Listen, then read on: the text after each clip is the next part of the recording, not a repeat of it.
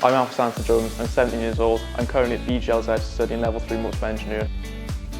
It's what dreams are made of, I think. When I was about 11, 12 and I started college, I was thinking, oh, this is amazing. I would nowhere near think I'd be coming into college every day, seeing a radical and then working on it day in, day out.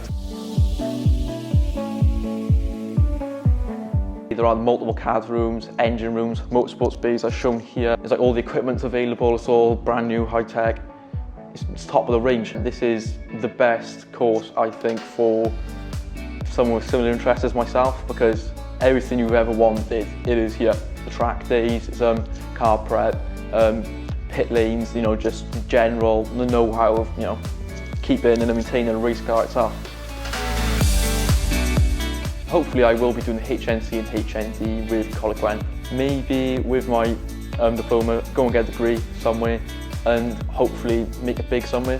As previous pupils have ended up now working on Formula 1 teams, doing 6 figures a year, and I think it's what I'd want in life.